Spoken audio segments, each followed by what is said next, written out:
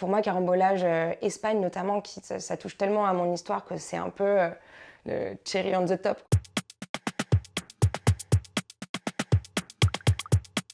Je suis Mélodie Da Fonseca, je suis illustratrice et motion designer et vous êtes dans mon atelier à Ménilmontant. Récemment, j'ai repéré une boîte d'infusion de verveine sur le bureau de mon collègue. Le dernier sujet carambolage sur lequel j'ai travaillé, c'est celui sur la verveine, las verbenas en espagnol. Las verbenas, c'est les fêtes de village.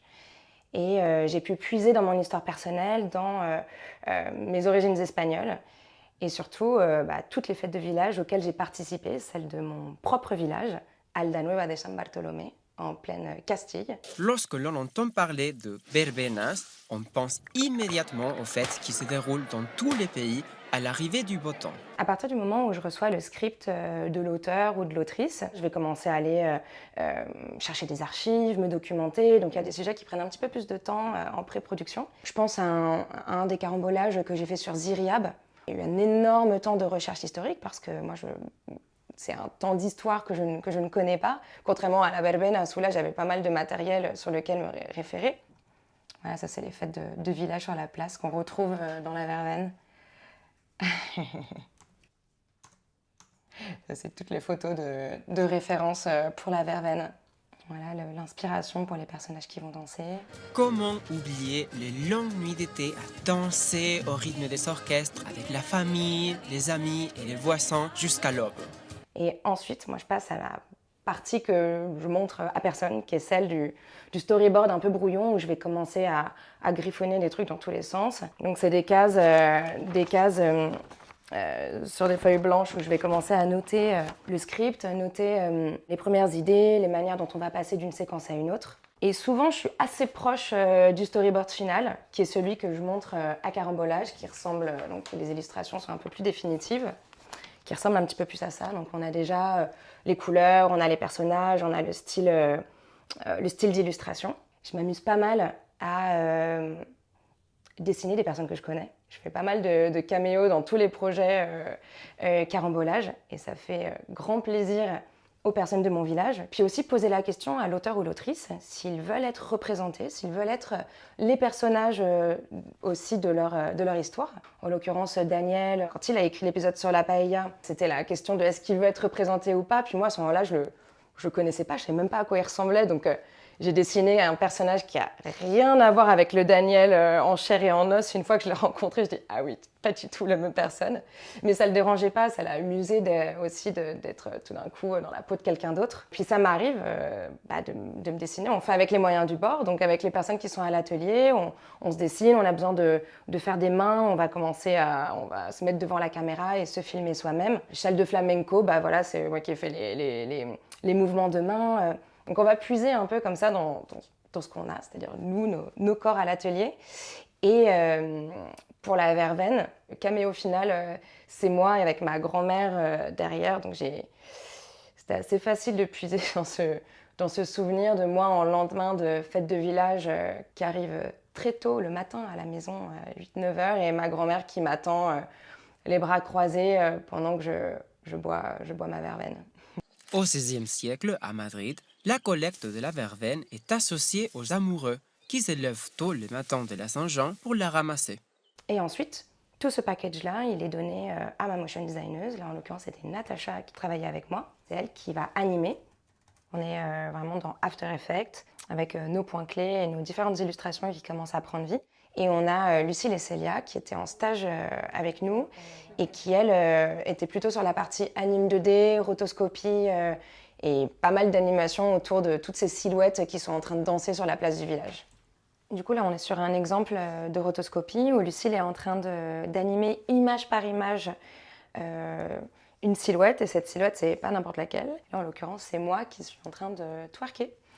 Donc là, Lucille, elle fait par zone. Donc on va avoir visage, lunettes, les cheveux. On va différencier toutes les parties du corps qui sont en mouvement. Parce que l'animation 2D, voilà, c'est une technique d'animation qui prend beaucoup de temps. Aujourd'hui, plus personne ne porte la verveine à la boutonnière pour aller danser sur nos verbenas. Toute seule, sur un projet comme la verveine, entre le moment où je reçois le texte, la partie documentation, le storyboard numéro 1, le storyboard numéro 2 avec les illustrations def et l'animation.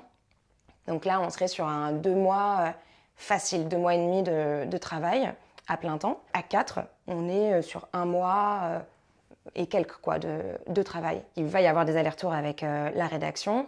Donc ça peut être autour de l'orthographe, ça peut être autour de la manière dont on va écrire soit en allemand, soit en espagnol, soit en français les mots. Donc ça, c'est aussi quelque chose qui vient, c'est une passe qui vient parfois après le script. Pour moi, c'est assez nécessaire d'avoir le regard extérieur. Comme je l'ai dit, les histoires me touchent, donc parfois je suis vraiment dans l'histoire, dans l'illustration, et je me rends pas compte que ça parle pas forcément au grand nombre, donc je vais toujours faire ce double check avec la rédaction. Et il y a aussi une autre étape, c'est que les textes, donc j'essaie de leur donner une lecture qui m'est propre, parfois avec des blagues, et du coup, je demande toujours un petit peu l'aval de la rédaction, savoir est-ce que je peux aller là, est-ce que je peux être un petit peu transgressive de temps en temps. Donc voilà, il y a toujours ce jeu d'équilibriste avec la rédaction, savoir où est-ce que je mets les pieds, comment. J'ai un parcours un peu rocambolesque. J'ai fait Olivier de Serres à Paris. Moi, j'avais déjà un parcours d'illustratrice où j'adorais... Enfin voilà, je voulais en faire mon métier. Et puis, j'ai débarqué dans le mapping vidéo, rien à voir. Pendant 5 ans, j'ai fait du mapping vidéo sur des énormes cathédrales, pour des spectacles, pour des musées. J'avais un peu perdu ce qui me donnait envie de faire mon métier au départ. C'était dessiner, être dans des formats plus pédagogiques. Il y a eu le Covid. Je me suis dit, OK, j'ai arrêté de faire du mapping. J'étais prof de vidéo à un moment donné dans une école à Montreuil. Puis après, j'ai ouvert le studio.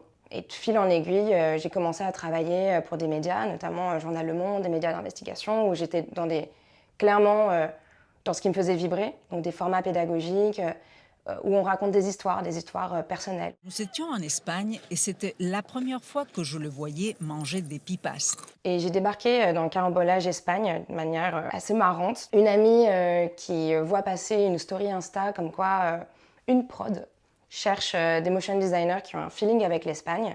Elle donne mon nom, donc vraiment merci à elle, elle donne mon nom. Et là, donc j'imagine Claire Doutrio et Célia Chute qui scroll comme ça mon Insta, comme ça que je les imagine, et qui tombe sur le documentaire que je venais de faire sur ma grand-mère espagnole où il y avait pas mal de motion design, d'animation 2D. Et moi, à ce moment-là, je suis au fin fond de l'Asie, en backpack. Et tout d'un coup, je me retrouve collée à la paroi d'un bar pour avoir un peu de wifi. Et Claire Doutrio et Célia Chute qui en conf call pour me parler du prochain carambolage à faire si ça m'intéressait. Donc voilà, c'était assez rocambolesque. Et j'arrive à Paris. Et le premier épisode, c'est sur les oranges amères de Valence. Et c'était vraiment chouette. Tout heureux à l'idée de régaler et rafraîchir nos papilles, nous mordons dans nos quartiers d'oranges pour les recracher aussitôt, sous les rires et les cris « Guiriz, guiriz » des autochtones qui ont observé toute la scène d'un œil amusé.